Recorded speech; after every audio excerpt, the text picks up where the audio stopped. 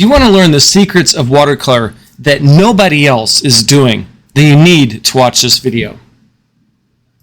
Just wait until the end of the video. You wouldn't believe what this is going to look like in the end. Today I'm working on a poured watercolor painting of Vienna, Austria. This uses lots of different layers, lots of different colors. I use tons of masking fluid. I wet the paper. I pour 3 or 4 colors on the paper at the same time. I dry that. I put more masking fluid down, more color, more masking fluid, more color, and at the very end I peel off all the masking fluid, and this is what it looks like underneath. Links to all the items used in this tutorial are available below in the YouTube description box. Check it out. If you like this content, hit subscribe. I'll have more watercolor tutorials in the future. Thanks a lot and happy painting.